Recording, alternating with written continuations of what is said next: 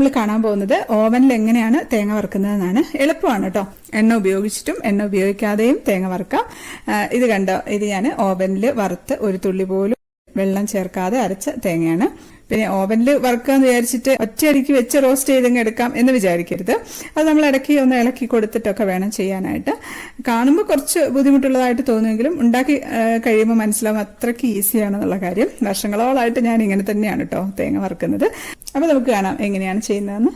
Video തുടങ്ങുന്നതിന് മുമ്പ് ഒരു കാര്യം പറഞ്ഞോട്ടെ. ഇപ്പോഴും വളരെ കുറച്ച് പേർക്ക് മാത്രമേ ചാനൽ നോട്ടിഫിക്കേഷൻസ് കിട്ടുന്നുള്ളൂ. അതുകൊണ്ട് നോട്ടിഫിക്കേഷൻസ് കിട്ടാത്തവർ ഇടയ്ക്കൊന്ന് യൂട്യൂബിൽ ചിക്കൂസ് ഡൈൻ ഒന്ന് സെർച്ച് ചെയ്ത് നോക്കണേ. എന്നിട്ട് ചാനൽ ക്ലിക്ക് ചെയ്യുകയാണെന്നുണ്ടെങ്കിൽ നമ്മുടെ ചാനൽ കയറാൻ സാധിക്കും.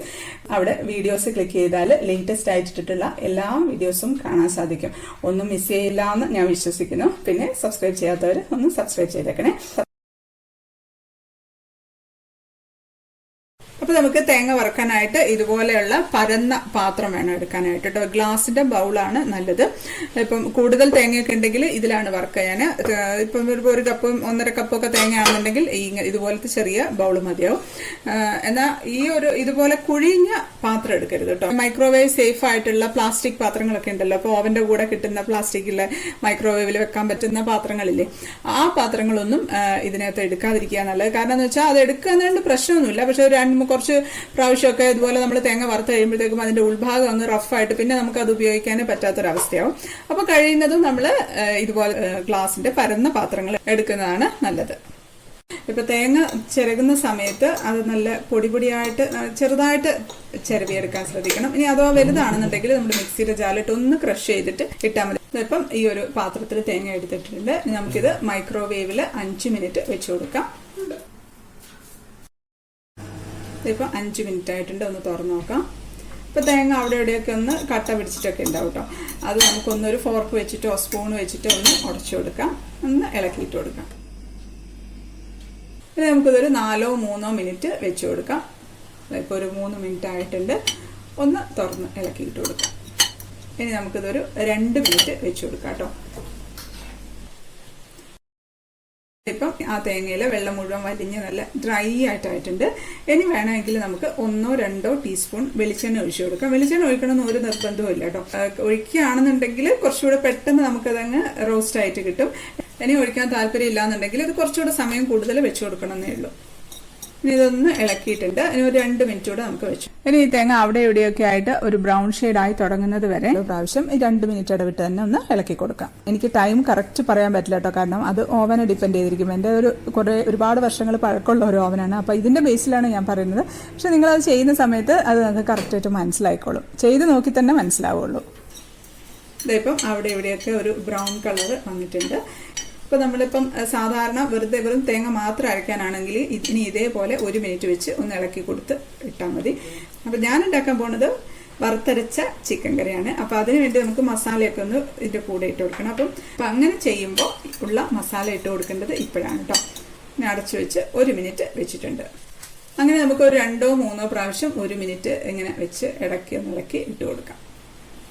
നമ്മൾ സാധാരണ ഗ്യാസ് അടുപ്പിൽ വെക്കുന്ന സമയത്ത് തേങ്ങയുടെ കൂടെ പട്ടയും ഗ്രാമ്പും ഒക്കെ ഇട്ട് വെക്കില്ലേ, അങ്ങനെ ഓവനിൽ വെക്കുന്ന സമയത്ത് ഈ പട്ടയും ഗ്രാമ്പും ഒക്കെ ആദ്യമേ ഇട്ട് കഴിഞ്ഞാൽ കരിഞ്ഞു പോകും.